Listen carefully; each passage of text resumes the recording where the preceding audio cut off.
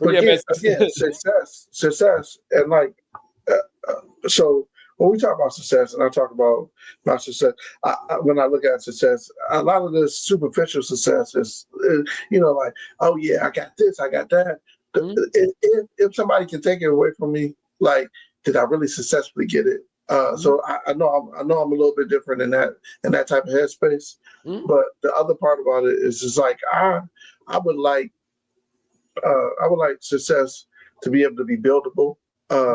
Like you said, you keep trying stuff, and in the face of adversity, you do better. And you like Michael Jordan is a success because of his will to play and play hard, right? No, look, Michael Jordan is such a success that you don't pay attention to his failures, which is crazy. It's like I forgot who. Well, I don't know if he's a good candidate to reference, but Michael Beasley was talking about that, where he was saying how LeBron, we watched him, fail, and then we've watched him win, and we watched him fail, we watched him win, where it's like almost with Jordan, you just watched him win, or you remember him winning. Which is dope. I mean, you could say, the Pistons beat him 4 times. You could say Boston beat him up a little bit. You got Atlanta Hawks, where they used to have a little back and forth. Jordan is a great view of success. Even, selling shoes or being that type of global icon where everybody wants to be the Michael Jordan of something. Which is dope. Like Michael Jordan. We grew up like Michael Jordan was, and it's hard. It was hard being a Jordan, and I regret. This is why I try not to have any biases anymore. Like if I just like a player, I like him. But it was hard to be a Jordan fan, and you was a Pistons fan. Everybody was like, "Well, you like Jordan?" It's like yeah, like I like good basketball. I like what he's able to do I still like Isaiah too. Like I ain't got no like they could both like it's just like with they can coexist. Like I can like both of them, So yeah, yo, and think about that. So like I was talking this weekend because y'all had the Wu-Tang concert Wednesday, right? Yeah, I was there. Yeah. So like one of my guys, he was there too, and so like I was talking to him. And I was like, yo, I actually got a chance to see some of the most awesomest artists ever. It was with you, right? So I was like, yo, I was up on the stage with Meth them, right? You know what I'm saying? Like I got up on the stage with Meth them. That was what Meth. It was Meth, Redman, Biggie. Was it no, that wasn't the Biggie concert. The Biggie concert was Mobb Deep because that was Biggie and Mobb Deep. Okay. Yeah. Okay. But, got a chance to see him in real life, and like that's thinking about that, man. Like you actually seen Biggie in real life. It's not a lot of people that can say that. Like the niggas right there where we could touch him, but I wouldn't. I'm not that type of fan to people. You know what I'm saying? I just want to be cool. Like you remember the African dude? What's the African comedian? What's that nigga name? Michael Blackson. Yeah, Michael Blackson. Like I was at a Nesby conference in LA, and it wasn't LA. That was in Kansas City, and he performed. And then we all in Kansas City. We try to figure out like where to hang out at. So then I'm over here hanging out with Michael Blackson, and mind you, he does have like people say, well, he's not really African. Like the nigga's fucking African. But like, but he's from the East Coast too, so he has like an East Coast accent. He's a cool ass nigga. Like we hanging out with Michael Blackson, trying to figure out what's the next move. So we done went to the club, we done went and ate all that shit. Like cool, but I'm saying that like it was dope to be able to see these artists like as themselves, and like and growing up, like you don't see that no more. Right. So. Right. I got to see Easy. Actually, got a chance to talk to him at the mall. Because we was a little bit Muskegon. Them niggas in the mall, like, and that's so whack, man. Like, my mom wouldn't let me go to that show, man. Fucking NWA and shit. That would have been dope. Yeah. All right, because the NWA show, and then I want to say Q came like maybe a year or two after that shit. I think he went to that one. I couldn't go to that one. Too Short came with both of them, and he was always a show stealer. It's definitely harder for rappers to entertain people because that walk around the stage and that you rap this part and like that gets old. Like, yeah, that No, gets old. it just depends. Look, when I was at the Wu-Tang concert, and I'm like, I mean, don't get me wrong, I like Wu-Tang and all that shit. But literally, like, say for instance, if Raekwon was rapping, all them niggas was standing in one spot on the stage, not doing nothing. I was like, damn, it's like this what it come to? Like, I mean, y'all niggas are like not that much older than, not to say you got to be jumping around and da da da, but you can at least be over there hyping Raekwon up and doing stuff. But I'm like, these niggas are literally standing still while RZA or Genius is rapping. And I was like, damn, y'all niggas, the only nigga that was hype was Old Dirty's son. Because I don't know if you know, but he performs for Old Dirty. So Yeah. that was the only nigga that was like hype and moving around. But that nigga damn, I want to say he might be in his 30s and shit. But yeah, that nigga was like the only nigga that was like really moving around. I mean, dope part, Redman did come out, so that was kind of cool because I've always been like a Redman fan. But him and Meth were doing all they shit together. But I'm like, damn, it's like the young niggas don't know how to, engage, and the old niggas are so tired of the engagement that they did in the past. It's like, damn, like, nigga, you can't win for losing. Yeah, and I mean, they've been doing this job for a long time, and like they had that residency, and like I hope they ain't doing it just for the money. You know what I'm saying? Mm-hmm. Because like when we went to see them, the Grave Diggers and everybody was hyped. I mean, remember Keith Murray? Yeah. I don't know if that was the first time everybody had tried to snatch somebody's chain off, but it's like all we heard was Keith Murray. Like, what's going on? Mm-hmm. But yeah, it's definitely different to go like the R&B niggas and them dancing and doing their thing. Like I'm like, okay, like it's a show. Like Usher, I'm about to say R. Kelly, that hopefully he ain't putting on no shows, but but Usher puts on a show. And Chris Brown put on the show for. Yeah, that's why I was like, yo, I don't want to pee on nobody in prison. But the nigga putting on the show for Big Juicy and Cell Block 4. Oh yeah, but man, like that. So like, yeah, that is crazy because like I'm still an R. Kelly fan. Still a fan of his music. Listen, separate the music from the person. And this is sometimes you say like this would kind of like we do this within the Black community. And not to say that R. Kelly isn't like a piece of shit, like doing shit that no nigga should be doing. But you look at it like sometimes, like say for instance, Robert Downey Jr. or Jonathan Majors. It's like Robert Downey Jr. did all of the shit in the damn 80s and 90s and shit. That motherfucker's revered as motherfucking Iron Man. You know what I'm saying? Like he didn't get canceled. Just hell, the nigga. Don't get me wrong. I love the role that he did in it because it was meant as a joke. But the shit that he did in Tropic Thunder, you know what I'm saying? Wearing blackface. It's like that wasn't blackface, man. That was like he was an actor playing an actor. No. It's cool. Like I said, I'm just saying, like we sometimes, like say for instance, with Jonathan Majors didn't even do anything. Jonathan Majors got fucked up by talking. He was running away from a white girl, right? He's running away. I mean, literally running away. He did not call. If he would have called the police when he seen her at the hotel, seen her at the apartment. If he would have called the police instead of trying to get her out, he probably nothing would happen. But I'm gonna do one up you, man. I understand that these people are human, and like Pac had the militant side of him, and then he had the dear mama side, the keep your head up side. It's very different sides of every person, right? Now, R. Kelly, I got uncles that's like R. Kelly, you know what I'm saying? That like young girls didn't have the power that he had, but again, to me, I don't understand why you would allow somebody to have that power over you. Be a real person, and like this R. Kelly should have left this stuff alone. But I think he was kind of. It's a slippery slope. It's just literally what. This is my problem sometimes with the whole victim thing. It's like everyone isn't a.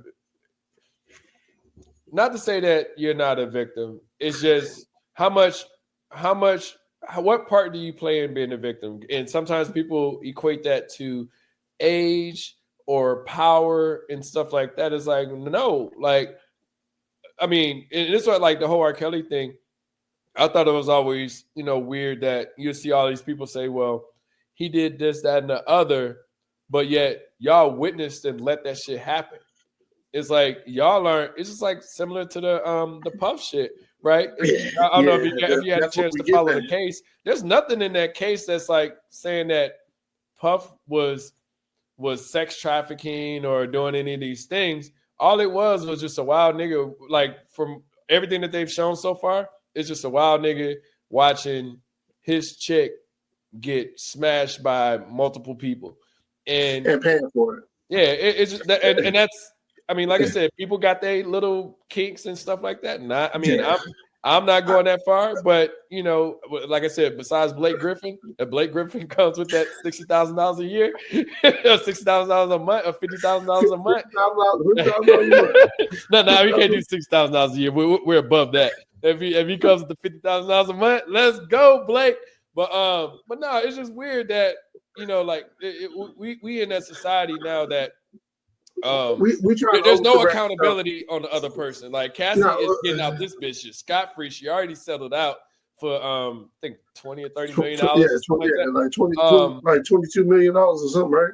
Yeah, and it's like, well, she has but she's the one that's grabbing the people and all that stuff and getting them to do whatever. And then still, it's not like I said, it's not, like I said, I'm not gonna say Puff did whatever or not, but I'm saying like he's literally being he's in court for his character is being judged as far as freakish for the freakish shit that he do. Yeah, and being an asshole, right? Because like that's what he didn't piss somebody off for being an asshole to some people that's like, yo, you're not untouchable, right? So, like, and if you think about it, like I remember when Puffy and R. Kelly had the issue, right? Mm-hmm. When you that good at what you are, and you got all these people that do everything that you have to, and they'll be like, yo, you ain't wrong or whatever. Like, I think that's what got to both of them at that point where they lost grounding. And they didn't know that, like, hey, this shit is real. I think the era got to him. I mean, I don't know if you remember when all them comedians, like when was it Louis C.K. got hit for masturbating? And Dave Chappelle said it best. It was like he was masturbating on the phone with you. Like you could have hung up. Like it's just like I mean. Hell, even the coach from Michigan State. Michigan State football coach, Tucker, right? Like, I mean, she said 35 minutes. I'm like, wait a minute. 35 minutes? You talking to him for 35 minutes? You recorded the shit because you wanted something out of it. Like that. That's it. Well, you like, and I'm gonna be honest with you, right? The whole point of a man being around a woman that's attractive is that he wants to even. I mean, like he might want to, but not act on it. But like, if he ain't touching you, I don't understand how that's assault. You know what I'm saying? Like verbal assault. It depends on what you're saying because I feel like niggas was verbally assaulting women. Like like I said, I never been of the. You got a nice ass or something like that. I've never been that type of person. I don't even like. Necessarily even holler at anybody in public type of shit. Like I'm not gonna see you in Walmart be like, yo, what's up with them grapes over there? Like I'm just not, that's just not gonna be something that I'm gonna do. But a nigga could. I'm not gonna be caught on camera saying some wild shit unless it's some shit that we say on here and like Blake Griffin sees it. But other than that, it ain't gonna be no you got me on camera. Because the thing is, we can like anything can be taken as harassment, and it's just like a thin line of being able to define what, because it just depends on how that person feels about it. Like I'm like, hey yo, what's your name? You be like, and then you start recording. You be like, this nigga just asked me what my name was, and I don't want him to ask me what my name is, and now I feel like I'm being harassed. She harassing you at that point, but. You know what it is, but it's never gonna be that. It's never a man will never win against a woman ever.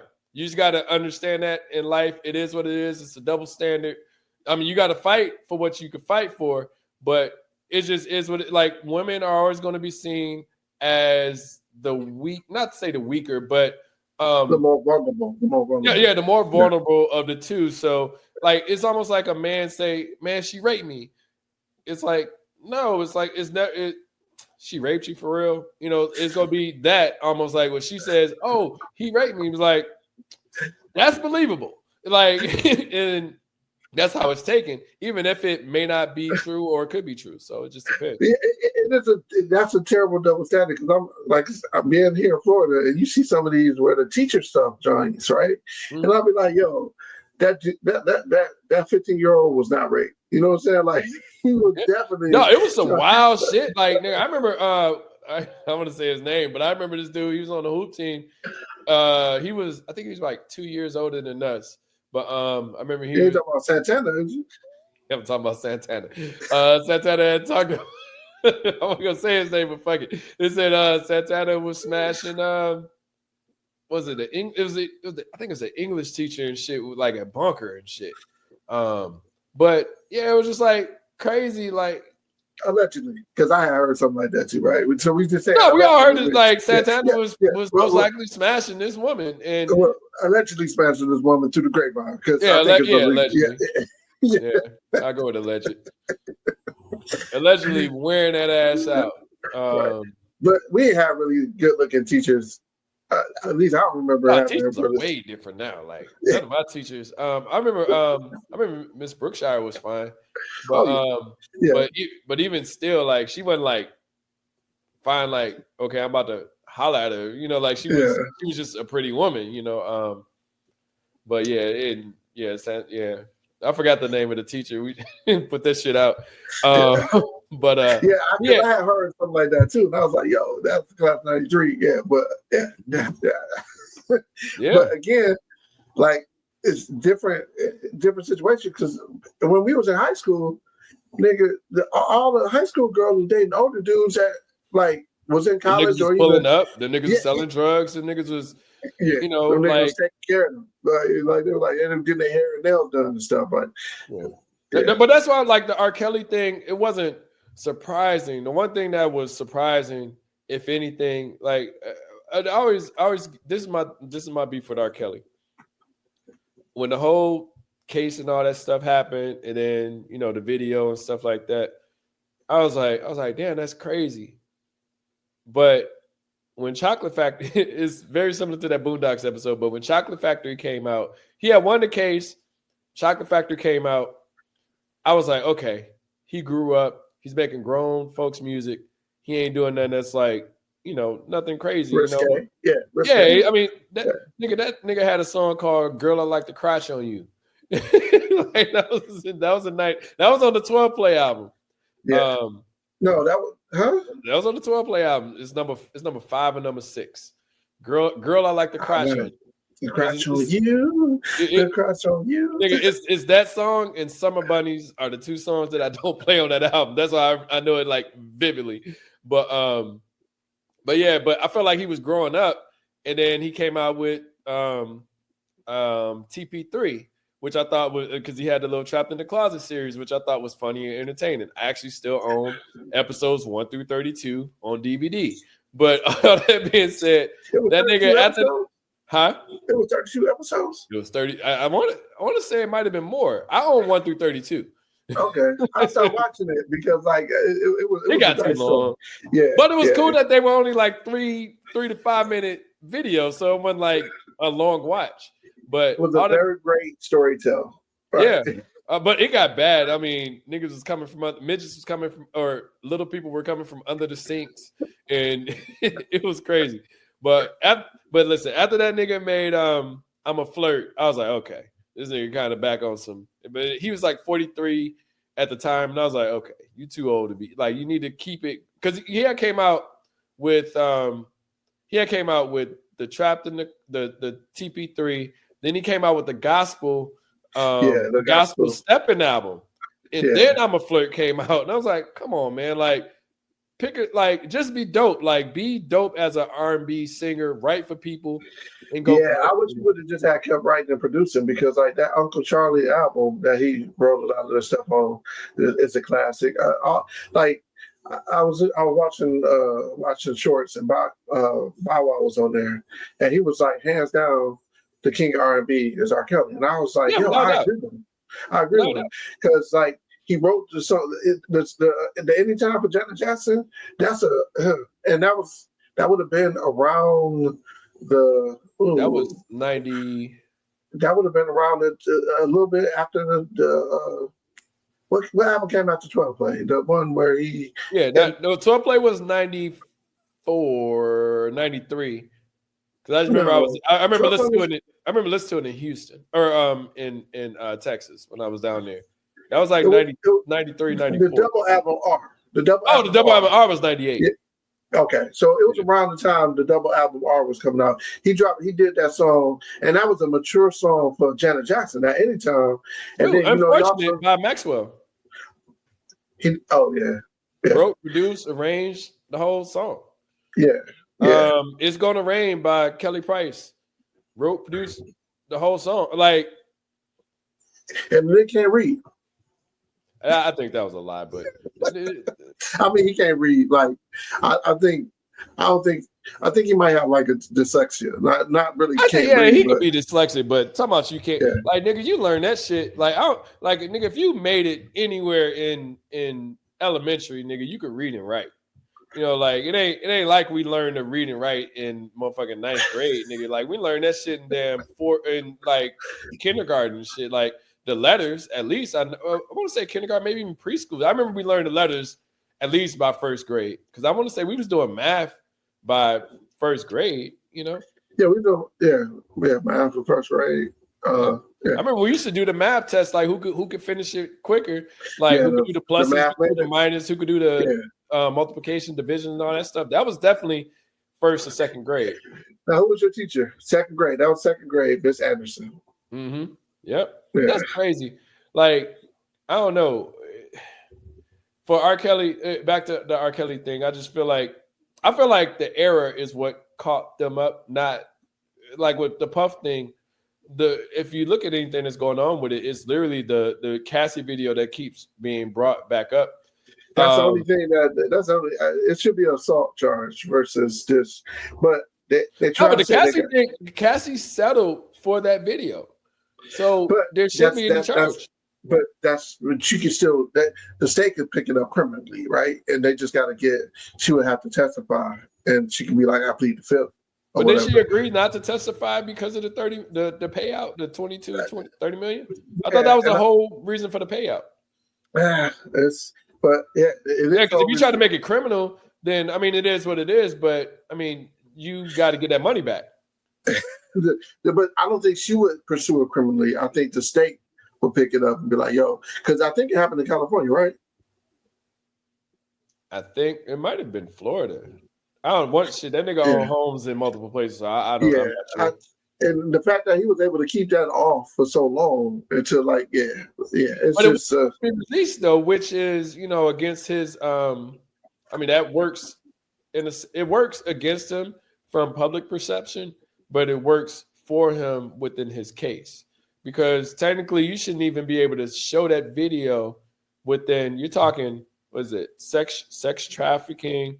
The RICO, the drugs from transporting drugs from locations. None of that has anything to do with cat.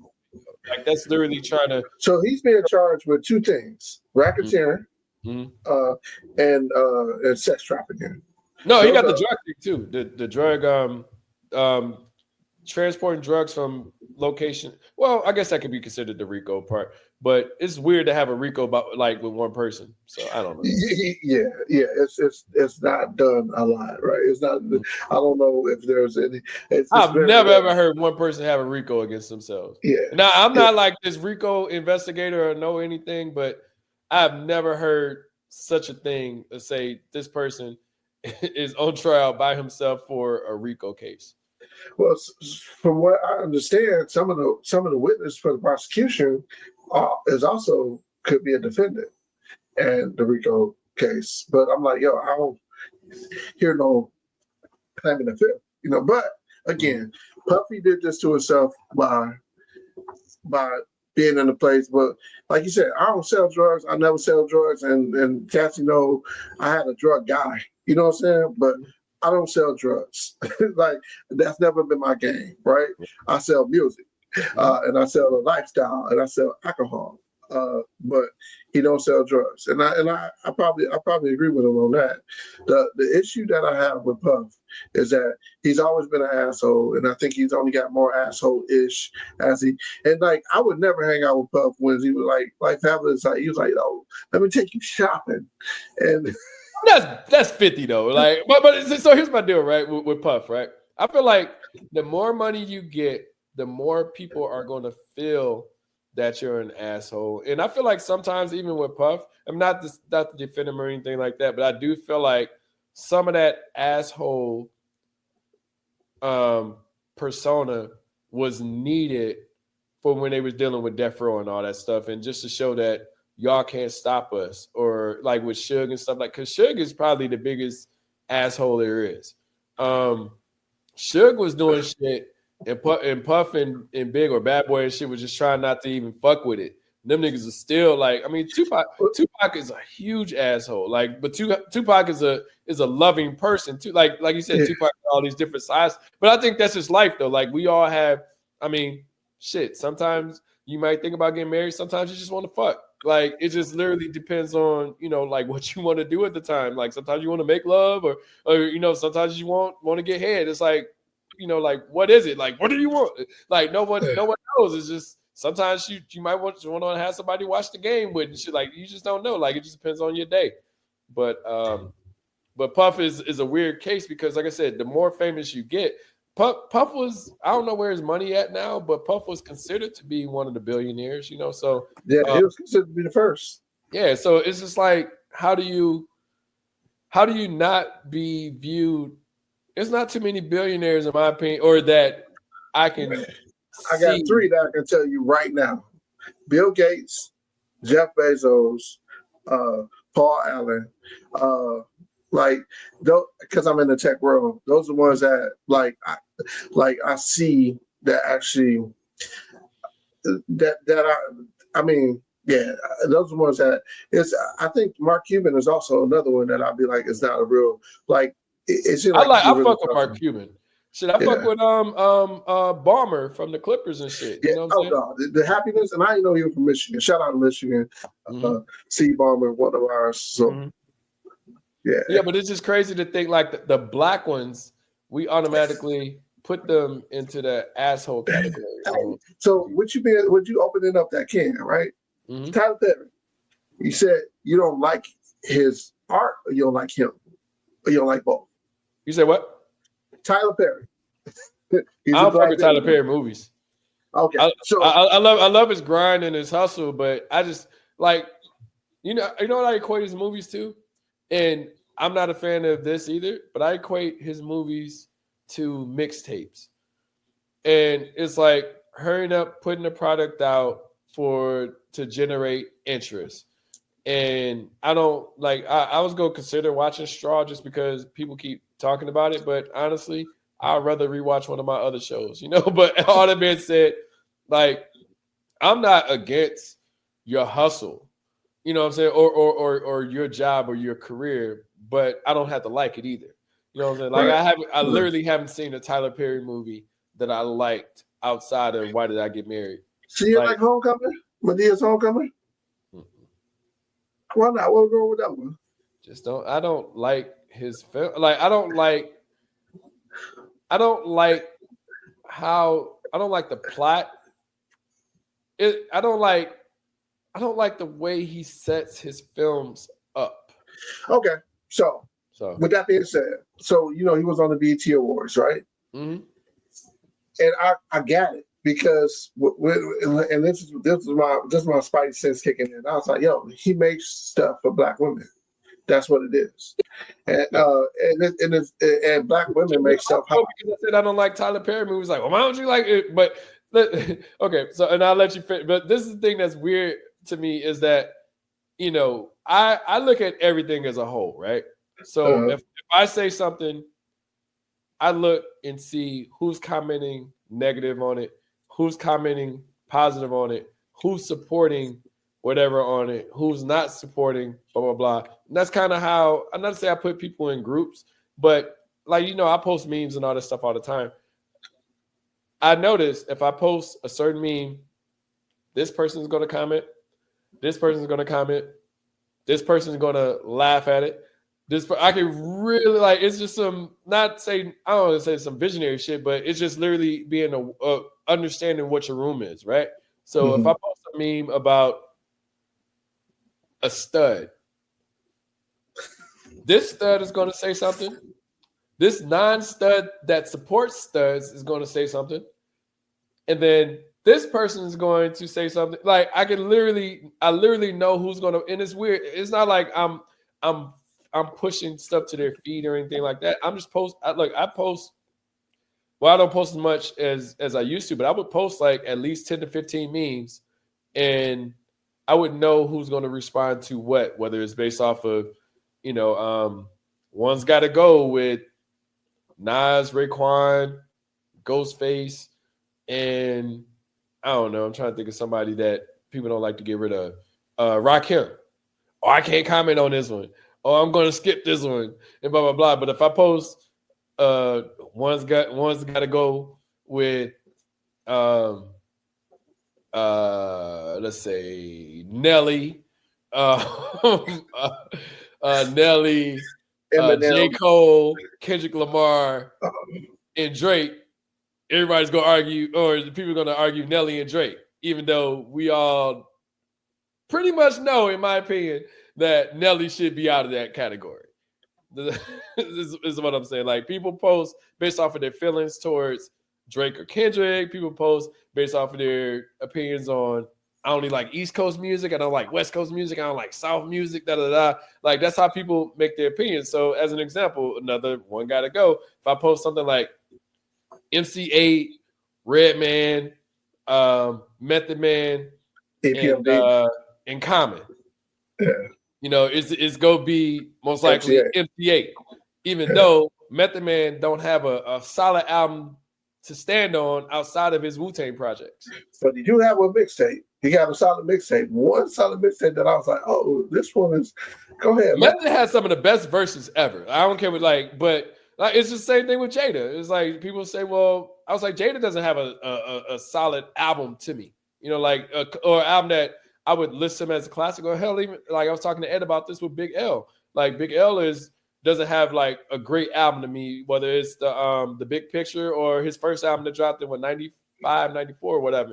Like, and people be like, oh, Big L is the greatest. I'm like, well, how do you put him with the greatest if he ain't got the greatest? Like, you look at Biggie's run, you got Biggie from 94, it's like September 94 to March of 1997, 3-year run.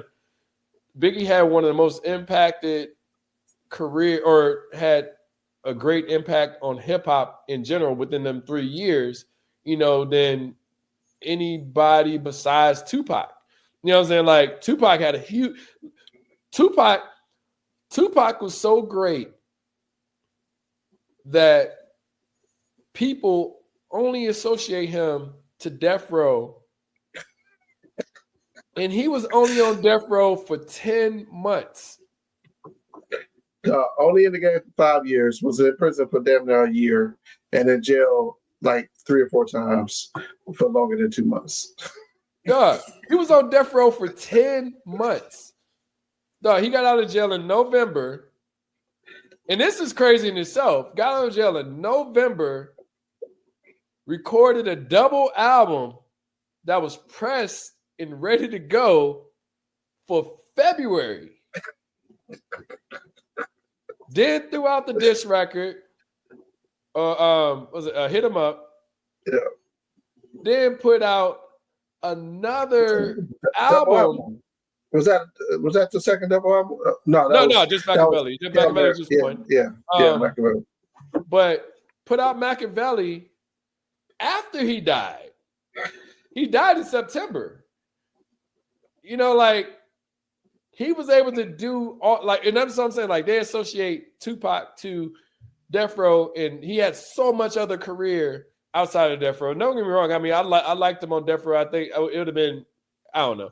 I liked him on Death Row, but I liked him as Tupac in general. Like he didn't, in my opinion, he didn't need Death Row.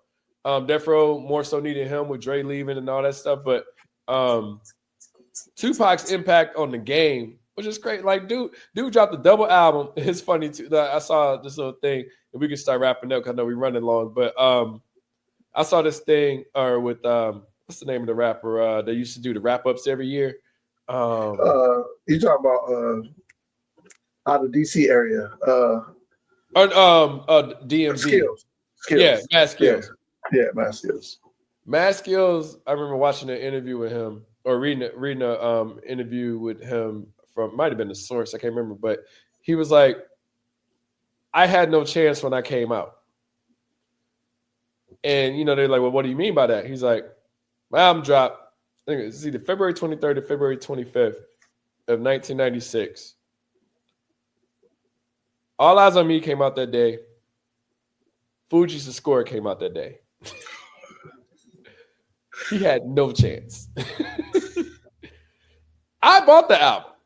Didn't think I thought it was okay. It was a pretty solid album, maybe like a 3.5.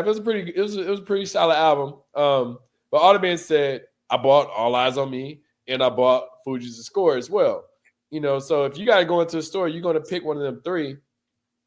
Most likely at that time, you was gonna pick Tupac, and then after that, you was gonna pick Fuji's, and then it was gonna be I think it was just a two people run who you was choosing. I don't think everybody else was into Mad Skills. Like I was in like Rap City got me into Mad Skills, and I remember he was in rap battles and stuff like that. All the men said he had no chance.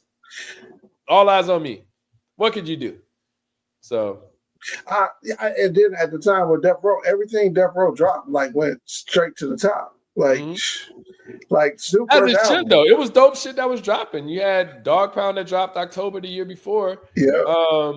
It was just like that's one of my favorite albums. Like just listen, like I like that. I like them. You know what I'm saying? The production was so good on there. That's what I was like, yo, they fit the production. Mm-hmm. Like I wish that song that I got my mom made up was on.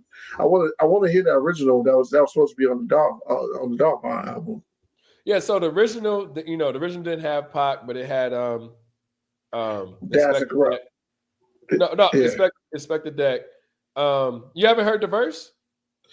I sent it to you. It's on YouTube or whatever. I sent it to you. They had Daz and Corrupt on there too, right? Yeah, that was on the original. I mean, Corrupt was on the Pac version. Okay. Yeah, it was Pac rap first, then Daz went second, Corrupt went third. No, Method. Did Method go before Redman? Well, all the people that was on the song was Daz, Corrupt, Method Man, Redman, and Tupac. I don't know if you got to watch this interview with Corrupt, man. Corrupt was talking about how he didn't like how Tupac didn't want he didn't want Inspector Deck on the song. So he was like, yeah, man. He's like, I don't want that rapping shit on and Corrupt like mimic him so perfect or whatever. He's like, man, I want that rappity rap shit on my shit. Like, so then they took his verse off of there, but Daz was like, then he was like, well, Daz left it on there, left his little part on there just to show that he was on the song, just to show respect to him. Because like, I don't know if you remember, but at the end he'd be like, INS the Rebel, whatever. But yeah. So that was like to give him props that he was on the song. But the verse, honestly, man, like not to, I like it. Inspector Deck is probably one of my favorite rappers as far as dropping bars, within Wu-Tang, but his verse wouldn't have worked with Tupac. It'd have been what, 6 niggas on the song at the time.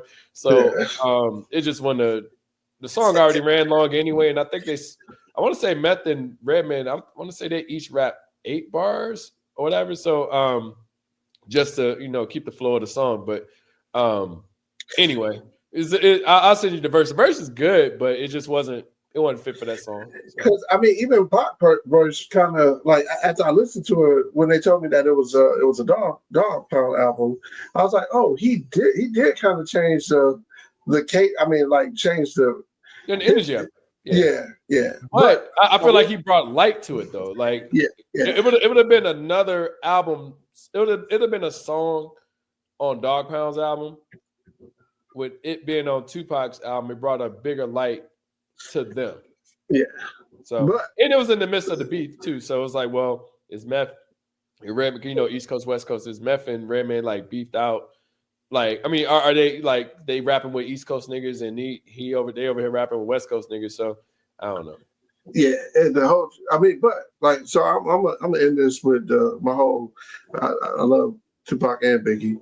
I've been a Tupac fan for forever, and Biggie was my dog. Like the storyteller and the art of storyteller get lost a lot, but I will say, the rapper who did it best with Bone Thugs and Harmony was Biggie. Tupac, that Bone. Like, I don't know why they put that out there, dog, because that was not it. I was like he went the opposite way of Bone Thugs and Harmony, dog. Like that A&R should have been shot. But it worked though. But I think it worked though, just because it was just like it was. I mean, now you listen to it like hindsight 2020, you be like, we need all y'all niggas rapping out here. But like now, like back then though, like that was like one of the first tracks I wanted to hear, just because I was like, how does this go work? Yeah. Like seeing Bone featured on the track. Because you ever heard it? And I want to say it was on some of the. Well, it ended up being on Bone's album, and it was on some of the bootlegs as well. But have you heard? Is it called Thug Love? Yeah, Thug Love. Yeah. Yeah, with the gunshot beat with Tupac and them. Yeah, which is crazy because like they are the only artists to record both of them. No, Meth. Well, is it because Meth got the song with Biggie and the what? No, but I'm saying Meth recorded his song with Dog Pound. So but like to actually be in the studio and record with both of them, like Bone got that. I don't. Who cares about accolades like that? But like Bone is the only group to ever record live with both of them as far as like doing the music. So yeah, but I think Lazy Bone is one of the most underrated rappers ever. That shit that he did with and I like it's one of the ones that in the club I was like, dang, that Lil Jon featuring Lazy Bone, I was like, yo, Look, Crazy Bones. I mean, all of them could spit. The only one I didn't like was the nigga that misses Uncle Charles. Like everybody else, I thought like everybody else was cool. I didn't like the Miss my Uncle Charles nigga. But like Crazy, like if you ever listen to it's crazy that it remixes Biggie's verse from what's the song? Notorious Thugs. They did the Notorious Thugs. I forgot what they called it. Oh, Spit Your Game. And that's probably the only. Yeah, that's probably like the only track that I like from Swiss Beats. I'm not a Swiss Beats fan either, but that's probably like the only track outside of Banned from TV that I really like from Swiss Beats. But all the men said Crazy Bone verse on there was like crazy. So. Yeah, I mean Bone as a group, Lazy Bone, Flesh and Bone. I forgot. Was it Crazy, Lazy? Crazy, Lazy, Wish. Wish was the dude you talking about that said you. I like that. I met my Uncle Charles, y'all. Damn, why am I missing? Well, shit don't matter. Them niggas. Crazy, Lazy, Flesh and Bone, Flesh and Bone. Dang. Flesh. That was the one I was missing. Yeah. Because he stepped out on his own kind of early too. Mm-hmm. But he got locked up before they. I think it was during the one where they really blew up. The second album, East 1999. East 1999. Yeah, that one he was locked up for. So he didn't really get that much exposure. So, but they all came out with solo albums, I think, besides Wish. Yeah, and I think Crazy Bone actually went crazy, right? Was the two light-skinned ones. Crazy ain't light-skinned. Crazy's brown-skinned. I fuck with Crazy. Did he go crazy? I mean, The one dude, he It's was meant like to be. depressed or whatever. Yeah, So I mean, shit. I mean, you call it like shit. Most nicknames, there's a reason behind it. yeah. And they had the high pitch because they had a beef with somebody at the South. And they was like, we beat, like, and I believe Bone them was crazy enough to do it because if you're in Cleveland and like like you gotta get up your weight in Cleveland, and I forgot who they was beefing with, but they was ready to go to war for real. You know what's funny? Let me tell this story. We will wrap up. It was this woman I was dating at one point in time, and she was like, she was like, "Oh man, when you come to Cleveland," I was like, "Whenever LeBron come back."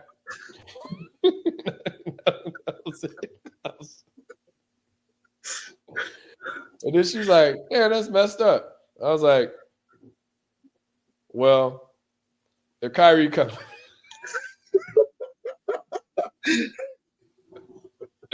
If Kyrie come back, I'll consider. So was it after the first time or the second time you left Cleveland? This is probably after the first time. I was in Chicago. Yeah, I think it was after the first time. Oh, okay. So you actually came back though after that. So you Yeah. But I still didn't go. Shout out to Cleveland. Shout out to Cleveland. I want just Cleveland is not I mean, I'm in Atlanta now and even in Chicago. Those are not Cleveland is not like, yeah, I'm about to go to vacation in Cleveland. It's like it's a hard sell. It's a hard sell. It's a hard sell. Yeah. Shout out Cleveland though, and like, but it's a few places like I would never go to Idaho. There's no city in Idaho that I'm like, I need to go to. It's a whole section of the U.S. that that is getting no love. I'm not going to Idaho. I'm not going to Montana. You're not going to Montana, the spot that Kanye and them go to, Jackson Hole outside. I'm not going to North Dakota, South Dakota. I'm not going to Minnesota. Right. I'm not going to Iowa. You wouldn't go to Minneapolis? No. Not by design. But hey, so what about and I think this is dirty as hell. I'll end this on that. Mississippi. Ain't going there.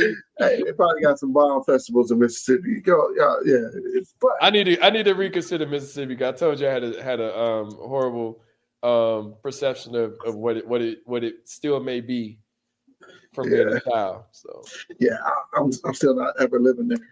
So I don't care how cheap your property is. I'm not. That's a financial loss for me. Yeah, but if you tell me I bought property right now in Mississippi and that property was $300,000 and I stand to make $1 million and I got to go there and live there for 5 years, that's just a loss of money. Right. I'll just that $700K. I'll take that in the red. Yeah, but Mount Rushmore is in South Dakota, right? Mm-hmm. And what's really messed up is that it's overlooking a Native American reservoir. You know what I'm saying? Mm-hmm. I'm sorry, reservation. So not just reservoir, but a reservation. Mm-hmm. And for you to take their land, carve your four founding fathers out, and have them looking over the reservation like they can't get over the like that's the pettiest. Like America is petty. And I'll never go. I don't need to see them four niggas, them four white folks up there. I'm okay. I don't even work besides oppression, right? And who is it? Thomas Washington. I don't even know who's on. Is it Lincoln? Abraham Lincoln? Abraham is up there. Yeah. 4 people. I definitely don't know. Benjamin Franklin? I mean, like, I know. No, it's 4 presidents, right? Let's see. You got George Washington, Thomas Jefferson, Theodore Roosevelt, and Abraham Lincoln. Oh, okay. I would have never guessed Theodore Roosevelt. Yeah, I would have left him out too. And I wouldn't even thought Thomas Jefferson. Shit, that's the first and second president. Shit. Yeah, but he I, was. I'd have thought George Washington, but I wouldn't have thought Jefferson. I think Jefferson was a big like he basically scaled America with the banking system, right? Mm-hmm. And like learning about money, and like I was talking to my friend, I won't hold people too long, but I was talking to my friend, and I was like, "Yo, how do you scale, right?" And you scale with capital. The only way you can scale is capital or free labor, right? Mm-hmm. And she was like, "No, you can scale with you don't have to scale." And I was like, "If you're gonna grow, that's the definition of scale, right?" Mm-hmm. But if I do something, if I can make, so I was talking to my mom too. I was like, because we were talking about Africa and investment in Africa and stuff like that. But I was talking to my mom, if I'm a farmer and I can buy $5,000 worth of seeds, and on that $5,000 I can make $11,000. Now, if I can scale because the $5,000 is my cash, but if I can get a bank to give me 20, and I can invest that 20 into it, plus I still got my little cash. Now that 20K, I can yield like 55, right? So now you going too deep for niggas. You got to. I mean, if you're gonna explain this, you got to go a little bit. You got to, because I'm catching it just because I understand. But for someone to understand that is not to say that it's difficult, but at the same time, so like explain it to somebody that's a 4-year-old. Ooh. Because Okay. it's a hard thing to explain. I mean, I understand what you're saying. Yeah. So but, okay, as a 4-year-old, you can invest $100 in the stock market, and you can make. Let's say you make. Let's say you're doing as good as the S&P, and you're making 20% a year. 4-year-old don't know that shit. The Standard and Poor's, it's a subset of the market that they've created to kind of cushion out. It basically digitizes the market so it's a subset of all the stocks that's on a certain market, right? Okay. So S&P is making anywhere between 17. Well, the last couple of years have been between. Let's just say 20%. Like it's been good the last couple year runs, and they've been making 20%. On that $100, making 20%, you made $120. Okay, within a year, you probably made more because it's compounded interest, but for the sake of this, $120, right? Now, see, now you done talked over the 4-year-old's head again. Okay, compounding interest. Yeah, we ain't going. I won't get into that for the so for 120%, you made $120, right? So okay, stop. Hold on 1 second. So the idea of compounding interest is interest gained over time. So you're consistently gaining interest on your money. But I just want go ahead, jump back into it. My bad. So the idea of compound interest is that every month, either every month or every day, whatever period, that interest is added on top of it. So the money that you make in interest is also added into the pool, right? Yep. So say for instance, okay. So say for instance, you make 100, like you put $100 in your interest over the month. Say it's 5%, or say it's 10%, just to make it easier. So now you made so now you have $10. So now you have $110. Then month 2, you made what's that? 10%. You made $11. So now you're at 121. The best way to do this is to go opposite, right? So let's say I loan you $10, right? And I'm charging you 10%. All right. So your minimum payment is $1. Okay. I'll charge you 10%. So at the end of the month, you owe me $11. All right. So so my interest was $10, right? Now let's say you didn't pay me, or let's say you didn't pay me.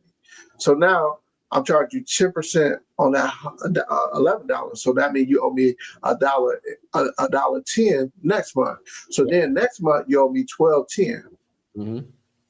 So every month I'm getting whatever is what you owe. I'm getting the interest off what you owe. So if my point being the minimum payment, and this is why I tell people never make the minimum payment.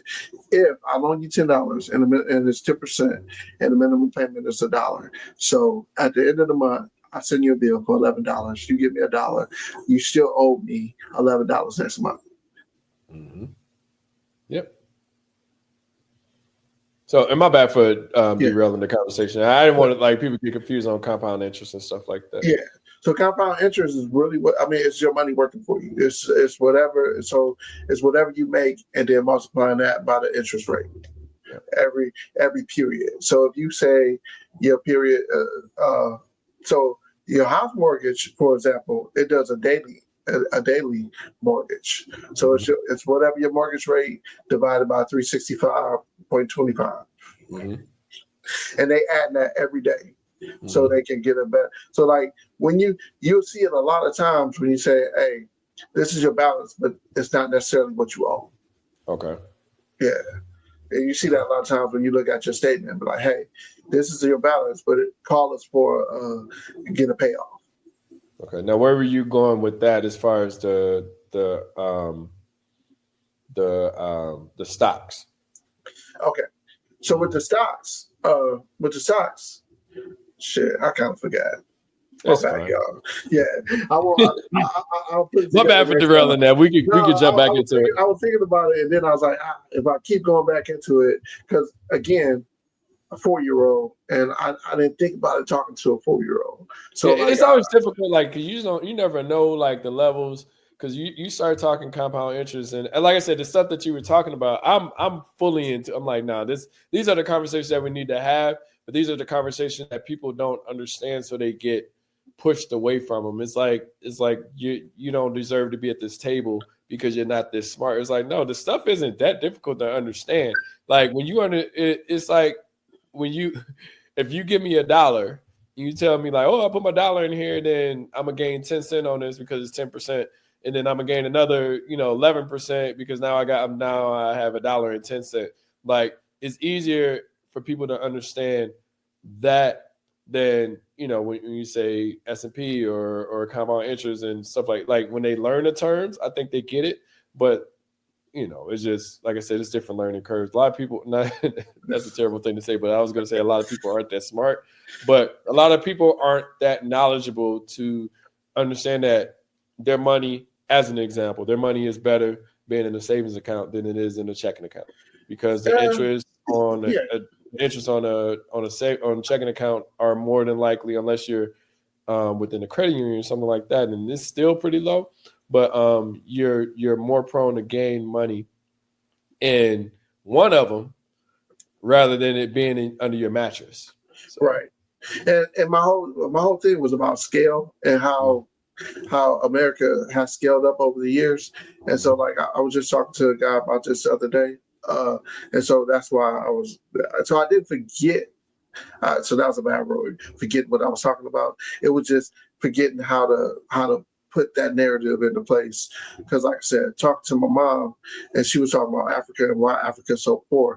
They're not really poor. It's just they couldn't. Different way of living. It's a different economy. Yeah, and they don't scale that. And their currency is based in the world economy is based in the U.S. dollar, right? And it's hard to really understand. People fear what they don't understand. It's like we live in the U.S. Yes. We don't have any type of we literally live in a environment, and we're gonna wrap up after this. 'Cause I want to keep it under 2, but we live in an environment that no other environment, maybe not even in Canada, because they live differently, but there's no environment. And people say, well, hey, I'd rather move here. I'm like, hey, go ahead. Like I'll figure it out here. Now if I can live somewhere in Mexico and still make the money I make in the US, then hell yeah. But I'm not gonna move to Mexico and get a Mexican job. Like no way in hell I'm gonna do that. Or but I would love to move to Dubai and get a Dubai job, just because the cost it's just different economics to scale, as you said, that we all have to deal with. So yeah, and we'll talk on that the next time, because I got into a conversation with a guy there that was talking about money. He was a financial advisor, and you taught me. I learned about money. if you get anything from me today, America is a capitalistic society. That means we work with capital. So your capital working for you is the best way to make you some money. Yep. I like that. That's the shit. That's the shits and giggles of it. Yeah. Like I said, Blake Griffin come around, $50K a month. Let's get it. Hell no, that shit is not. Yeah, he bullshitting, y'all. If Blake Griffin did call, I'll tell that nigga. I was like, no, he bullshitting. He Blake just Griffin could get me on a podcast and record it live stream. Like, yo, what up? I was like, he Blake was Griffin like, call us and we'll talk some numbers and like give us on the pitch or something. Like, the ultimate pitch man, Blake Griffin. I still can't believe he's making that money pitching at this point, right? Because during his career, like he was on all the AT&T commercials doing the Blake is a perfect marketable dude. I mean, he was starting to do stand up and stuff like Blake is a smart dude. I mean, even when he got the Detroit deal, I'm gonna say he got the Detroit deal for like 150 mil, somewhere around there. But I mean, Blake is one of the dudes. Like the only reason why you would know that he plays in the NBA is because he's 6'10". Like other than that, like he's just a cool. Like he could be the regular dude that if he was 6 foot tall regular dude, then you'd be like, oh, he's just a cool dude that we record podcasts with or something like that. He's just a very personable person and very like entertaining and shit. So. Crazy part about that is I still feel like the dude that was in the 5 Heartbeats, my office hours, don't even. And Blake is a twin. Now a lot of people forget, but Blake is a twin because his brother didn't play in the NBA. But like I feel like that's a. You know what's his name is a twin too from that just got drafted by Dallas. His twin just going to college this year, I think. You talking about Cooper? Yeah. He has a whole ass twin brother that's not even in college yet. Like I think he's going to University of Delaware because he reclassified to come into college early so he can go to the NBA quicker. Yeah, that's what. Yeah, I heard. I've seen the tactics. Yeah, no, it's smooth. It makes sense to me. Shoot, if you get there early, like shit, you got the time, and we'll drop. But we talked about the Thompson twins. Like them dudes is like they didn't go the typical route to get to the NBA. Like they didn't play no college, and they just went to one of those prep. Well, they went to prep school, but then they went to like one of the elite programs or something like that. Man, that new school down in Atlanta that they built just for basketball players. Yeah, it would state of art facility and everything. Like I forgot, it's some association with G League too. So like, overtime elite. Yeah. So cool. Elite. Yeah. Well, thanks for having me. Yes, sir. No, thank you. Appreciate it. Great conversation. We got more to go. Thank you all for listening. And make sure you like, subscribe, say whatever you want within the comments. And we'll go from there. You got Nothing New Under the Sun and Reality Not Podcast. Doing it. Love talking to you, cousin. We keep going. Talk to you soon. All right. Peace.